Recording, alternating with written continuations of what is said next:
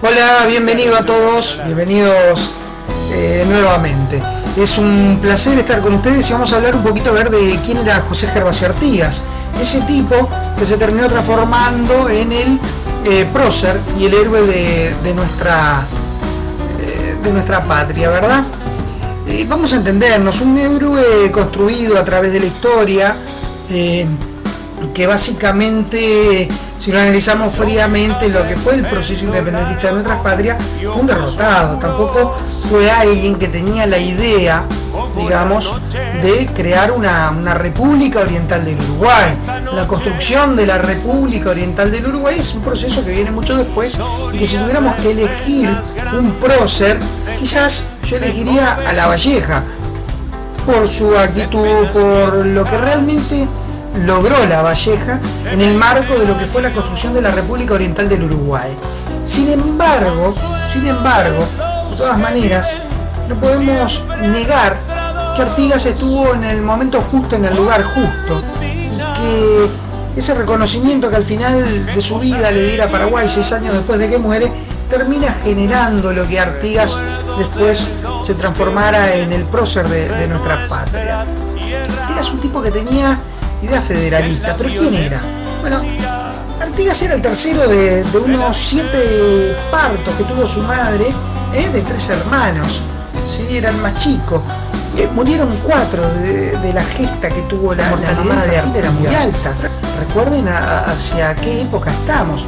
Primeros colonos, su familia, una de las primeras 6 familias que llegaron a Montevideo. Por lo tanto, aquel pequeño Montevideo, que era a duras penas una pequeña fortificación, fíjense que lo terminan bautizando a los 3 días de vida.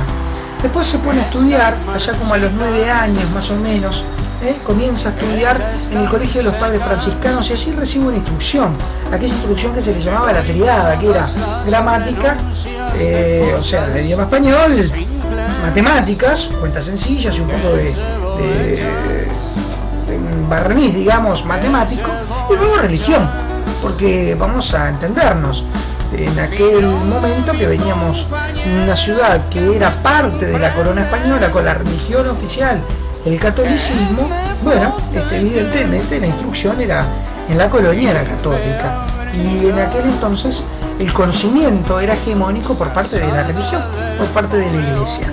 Bueno, así el tipo, cuando llega más o menos a unos 14 años, se va para el campo. Porque ¿qué pasa? El abuelo quería que él fuera un cura. Después se queda claro de que en realidad él no quería ser un cura. Tan claro como que tuvo 8 mujeres con un montón de hijos acá en Uruguay, en nuestro suelo, en lo que después se transformó en la República Oriental del Uruguay, y tuvo como 8 mujeres más allá por Paraguay, entre las que se destacan algunas que después iremos nombrando. Bueno, él termina yendo a los 14 años, se va a hacer trabajos de campo a una estancia que tenía la familia allá por Sauce. Allá por Sauce tenía una estancia. De una de las cuantas estancias que tenían, porque si bien cuando arrancaron era una familia de trabajadores que provenían desde las Islas Canarias como primer colonia, que pasaron primero por Buenos Aires y luego se radicaron acá. Pero eso fue el abuelo, porque después fueron creciendo económicamente y bueno, sería una especie de clase media alta, pero para lo que era la realidad de la provincia, de la gente y los nativos que vivían acá, Artigas era un tipo con mucho dinero, digo, su familia, con campos, con propiedades, algo que no todo el mundo tenía. Bueno, el tipo era alguien que desde pequeño y desde su adolescencia se notaba ese espíritu aventurero. Montaba a pelo como lo hacían los nativos, le gustaba meterse en los arroyos a nadar. Artigas era alguien que tenía buen contacto con el indígena, con el charrúa, con el guaraní. Su abuelo, ya te digo, quería que fuera sacerdote, pero el tipo dijo que no. Toma habilidades como dedicado a un gran hábil comerciante, y se dedica al contrabando. O sea, en aquella época vos estabas en la corona y bueno, estaba todo bien. El ganado era del rey, ¿no? Pero había todo un mercado clandestino de la carne, de la leche, los subproductos de una vaca, que eran mucho más rústicos que ahora. pero habían sus productos. Y todo esto, el ganado en pie era lo que contrabandeaba, los cueros, y el ganado era lo que contrabandeaba Artigas. Pero los contrabandeaba en un concepto que no es el que tenemos hoy. Hoy hablamos de contrabando entre naciones, entre países, entre lugares. En aquel momento el contrabando era dentro de una misma gran, digamos, banda de territorio perteneciente a España, ¿verdad? La monarquía española. Bueno, seguimos. El tipo va avanzando, bueno, viene un movimiento en donde se pone dura la cosa contra los cubatreros, contra los que se dedican a contrabando, y decide hábilmente, como entraba dentro del perfil del hombre que buscaban para los blandengues, para establecer control allí en esa zona de la campaña rural, y él califica. Claro, obviamente, sabían que él era un contrabandista y por lo tanto lo que sucede es una especie de amnisticio o perdona tutti de sus saberes a cambio de que ingrese como un blandengue. Y así es que entra como blandengue.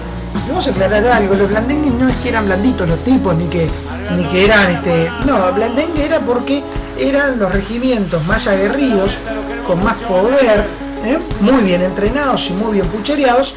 Y de blandengue viene de blandir la espada, es decir, de revolear la espada, de que rápidamente estaban dispuestos a tener una contienda con el arma blanca. Bueno, a partir de ahí el tipo entra, reprime, ¿sí?, a aquellos contrabandistas nativos, pero no a todos. Él era medio selectivo, era un negociador. Había contrabandistas que él hacía la pasada libre. Sin embargo, aquellos que eran revoltosos, que además de contrabandistas violaban mujeres, robaban, tenían una vida complicada, Artigas se la daba. Y con eso le tapaba el ojo, y veían su actividad como blandengue. Y todo viene bien y marcha bien para Artigas, ahí va ganando cierta fama, el tipo era muy bueno organizando, tenía una buena administración y era bueno colonizando, repartiendo lugares, organizando a la gente en esa campaña que era mucho más grande de lo que es hoy nuestro territorio.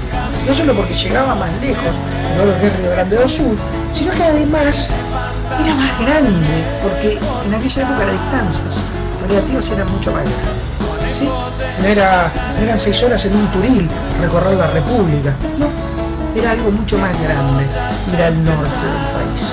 Una travesía por algunos caminos que tampoco eran caminos fáciles de recorrer, que había que recorrerlos con custodios, porque si ibas solo por esos caminos lo más probable es que te robaran y encontraran la muerte. Así que bueno, así era la campaña, ¿no? En un lugar descampado. Bien, a partir de ahí Artigas logra cierto reconocimiento, va subiendo como blandengue. ¿Qué pasa algo? En Argentina, Buenos Aires desconoce las nuevas autoridades monárquicas en España. Esto marca un quiebre. En ese quiebre, bueno, Artigas se acerca, esto pasa ya por 1810, Artigas se acerca, y entonces comienzan los primeros levantamientos de lo que fue la banda oriental, de lo que fue a posteriori todo ese proceso independentista, que tiene como origen inicial Buenos Aires. Que después, como vamos a ver más adelante, Buenos Aires se termina dando vuelta, creando un armisticio, y eso es lo que termina complicando la vida de Artigas. Artigas llega a Buenos Aires, recibe apoyo, recibe armas, recibe instrucción, recibe un cargo, un título, es reconocido. Viene a brindar su apoyo en una batalla a una gente independentista. Es bien acogido por Buenos Aires. Claro, en ese momento. Las ideas de Artigas con las ideas de Buenos Aires no congeniaban, por la sencilla razón de que si bien Argentina quería una federación de muchos estados, que eso es una idea que va madurando y que después allá por las instrucciones del año 13 se terminan cuajando, en 1813, pero mientras tanto él va madurando estas ideas. Y bueno, ¿cuál fue su mejor gesta? Su momento, digamos, donde fue un hito y que quizás sea su gran victoria significativa. Todo sucede allá por 1811, la batalla de las Piedras.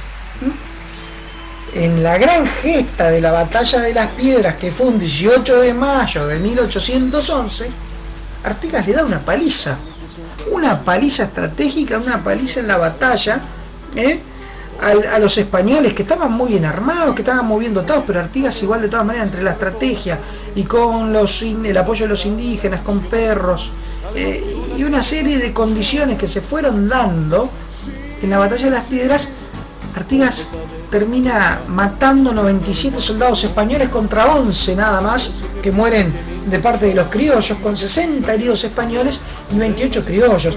Una frase increíble en donde se habla de la clemencia para los vencidos y donde marca un perfil de Artigas, un perfil que fue madurando con los años, y Artigas se terminó transformando en una especie, si tenemos que definirlo como algo, podríamos decir que el tipo era una mezcla entre un progresista con ideas socialistas y, por ejemplo, un federalismo, pero un federalismo sin un gobierno central, sino que muchas provincias autónomas que estuvieran unidas a través de un comercio y a través de una idea muy idealista que él tenía, pero no más que eso. Buenos Aires corta el apoyo, se arma una especie de armisticio. Entonces, bueno, Artigas, que después de la batalla de las Piedras tenía a Montevideo sitiado, lo tuvo sitiado durante bastante tiempo, que sobrevivió gracias al puerto de Montevideo, si no, sencillamente hubiera caído completamente el Montevideo. Artigas termina en ese momento, un 23 de octubre de ese 1811, termina derrotado y tiene que volver hacia atrás, porque Buenos Aires, al firmar ese armisticio con Europa, con España, con la corona, bueno, se va.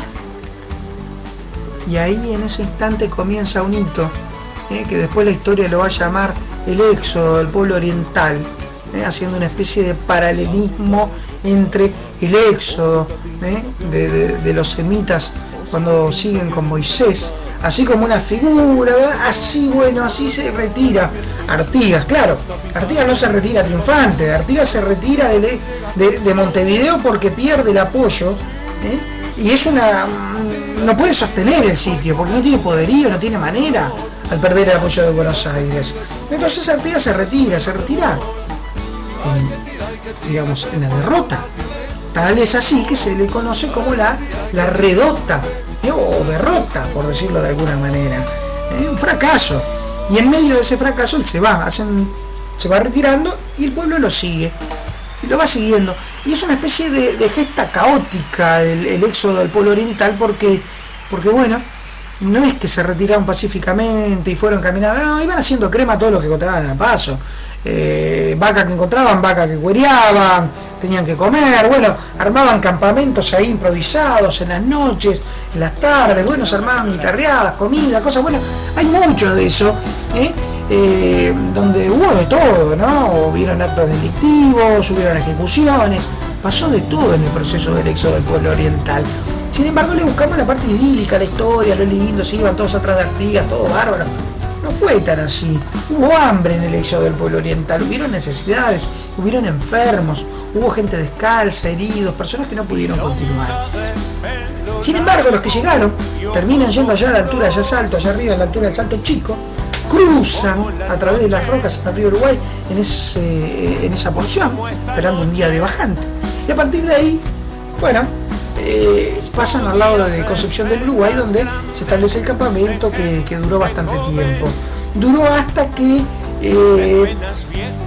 se llama Artigas a Montevideo, y ahí comienzan las instrucciones del año 13.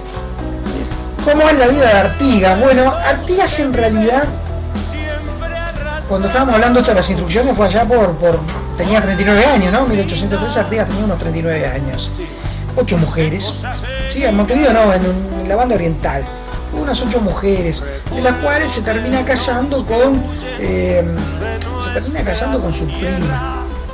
Se casa con Rosalía, era esta prima que tenía, con la que tuvo sus primeros hijos. Después nacieron 2 hijitas que al poco tiempo murieron, y Rosalía no la pasó bien, al punto que Rosalía se terminó enfermando, y Artigas plantea a esta pobrecita Rosalía y todo, pero igual de todas maneras Artigas se iba para el campo, hacía la de él, y se fue, le gustaban las mujeres, le gustaba el ir y venir, era un gran conquistador el tipo. Esto marca un perfil, ¿verdad? Un perfil que mantuvo durante toda su vida, incluso después en el exilio en el Paraguay, tuvo como 8 mujeres más, de las cuales se destaca Clara. Pero de sus amores, el amor que más caló en Artigas fue Isabel Sánchez, con quien tuvo hijos, que había sido mujer de un cuatrero que estaba preso, un tipo jodido, un pesado de la época, maleante. Y esta Isabel, con sus encantos, le encantaba Artigas. Artigas era un tipo que le gustaba a la mujer con, digamos, una mujer con un rol protagónico. Y así continúa. Después se va al Paraguay, y el tipo llega a tener, entre todas las mujeres que tuvo y todo por acá, por allá en Paraguay, 13 hijos. 13 hijos, que es lo que más o menos se estima, ¿no? Capaz que hay alguno más perdido, no se sabe. Relaciones tuvo muchísimas, mucho más que esas 8 mujeres. Cuando vienen las invasiones de los portugueses, la cosa se complica y ya no tenía tanta fuerza, ya toda la gesta termina siendo correteada al Paraguay y definitivamente toda su gesta termina siendo un gran fracaso después de las invasiones portuguesas. Y se va al Paraguay, le pide a Gaspar Francia Rodríguez, que era presidente y gobernaba el Paraguay, un tipo jodido, un tipo complicado, que mataba a todo el que parecía que le iba a hacer sombra, lo mandaba a limpiar, si no lo mataba él, lo mandaba a limpiar. Pero Artigas le perdonó la vida, porque Artigas buscó un bajo perfil, se fue a vivir allá contra unos yerbales donde había gente muy humilde, recibió un sueldito por parte del gobierno paraguay y él ese pequeño sueldo lo repartía y ayudaba a generar escuelas y a fundar cosas en ese pueblo. A partir de ahí, bueno, toda la historia con Ancina, todo eso, es la inmigración de esos afrodescendientes hacia lo que fue el Paraguay, que hasta el día de hoy se encuentran sus raíces en esos lugares. Y a partir de ahí todo se arma un montón de cosas. En Paraguay Francia muere, y cuando Francia muere en Paraguay, Artigas lo llevan preso, y tiene la suerte de que tenía un gran admirador de toda la gesta independentista, que fue quien asume como presidente del Paraguay, que fue López, asignando un lugar, un refugio ahí por un lugar que se llama Ibiray o Ibiray. En Ibiray, bueno, y él vive ahí sus últimos 5 años de una mejor condición, con un sastre particular, con un peluquero, donde venían muchas horas. López se sentaba a hablar con él, lo invitaba a la casa de gobierno en el Paraguay, en la Asunción, y hablaban de la historia, de la gesta independentista, porque López estaba escribiendo y tratando de transcribir qué fue lo que terminó generando la independencia, que naciera en el Río de la Plata y que se extendiera por todo el lugar. Propiamente después de esto, Artigas muere en 1850. Unos 6 años después, que es en 1856, es el primer título que se le da a Artigas como el prócer de la independencia del pueblo oriental. Y se le da un reconocimiento del gobierno del Paraguay. No fue acá, ni en Buenos Aires. Este reconocimiento viene desde el Paraguay. Y en nuestra historia no teníamos a alguien a quien poner. Ya les dije, Rivera era un tipo muy controversial, muy jodido, colorado, con mucha resistencia a la fila del Partido Nacional. No podía ser el prócer. Fue un genocida de charrúas, no había manera. Al nacionalista. Porque Oribe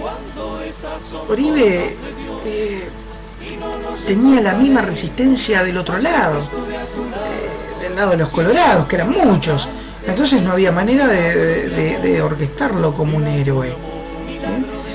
La Valleja, el gran héroe, sin lugar a dudas, para mí a quien se le debe la independencia de nuestra república, pero de todas maneras tenía resistencia, porque claro, La Valleja era masón. Y sus ideas laicas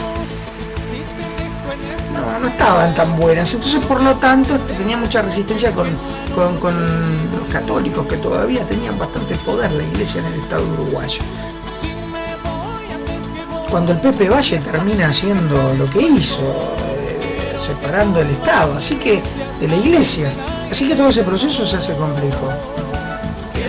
Y así fue que se fue gestando tomar como prócer a don José Gervasio Artigas, a partir de ese título que le ofrece el Paraguay. Se lo toma, se lo acoge, se le da un rostro a través de las pinturas de Blanes, se le da un caballo lindo, blanco, se le pone un uniforme, pero usó poco, usó poco el uniforme, pero bueno, se le pone un uniforme, queda coqueto, queda armada la imagen del prócer, que es lo que tenemos, una imagen de un prócer construida totalmente. 100 años después de su muerte, en 1950, se traen sus restos para acá, para Montevideo, en un acto, bueno, que le sirvió a los que lo trajeron, pero si hubiera sido por Artigas no hubiera venido. Y creo que, como dice algún historiador por ahí, no se respetó la voluntad del muerto, porque él nunca quiso volver a Montevideo. Después que se fue, nunca más volvió. No volvió por varias razones, no volvió porque sabía que si volvía lo iban a matar, pero tampoco quiso. Él se fue derrotado, fue un perdedor que encontró su lugar en el Paraguay, la tierra que lo acogió. Y así, bueno, así termina esta mini biografía de don José Gervasio Artigas, hoy en la conmemoración de su natalicio. Bueno, esto ha sido todo, espero que esta pequeña revisión histórica, con sus fallas, con sus problemas, con sus cosas les haya gustado. La comparto con vosotros, a algunos no les va a gustar, a otros sí, pero bueno, hay que tener un poco una idea de dónde estamos, qué hacemos y por qué lo hacemos. Evidentemente nuestro pueblo necesitaba tener un prócer. Es muy jodido un pueblo que no tiene un sentimiento nacionalista, ni algo que lo una, y ese algo que lo una fue la imagen de Gervasio Artigas. Si se quiere hoy, todos los uruguayos tienen como imagen que nos une la camiseta de fútbol simbólica de la Celeste, que ahora está disputándose en la Copa América, pero algo más arriba de eso, algo más sublime, la imagen de ese héroe que tenemos que construir. Y que si bien es cierto fue un cuatrero, si bien es cierto fue un fracasado, también es cierto que para la época fue un tipo que tuvo ideas muy interesantes, que sin su gesta, sin la batalla de las piedras, como una demostración de poder, para decirle a los españoles, miren que nosotros acá tenemos esto y lo tenemos bien, no hubiera sido posible la independencia. Quizás se podría reducir toda la carrera de Artigas y su gran logro a un hecho fundamental, la batalla de las piedras, pero con ese gesto alcanzó y sobró para inspirar a otros orientales que terminaron llevando a cabo la gesta independentista. Pero no hay que olvidarse de tipos como Giuseppe Garibaldi, que trajo esas ideas masónicas de libertad a la República, y acompañado con esos vientos que venían desde Europa, desde Simón Bolívar, que pasaron por San Martín, en toda esa corriente independentista que se armó en ese momento, no hubiera podido ser posible armarlo.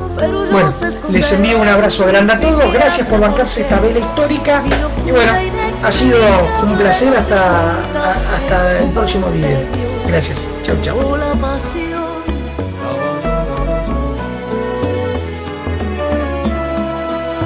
Inexplicable como siempre.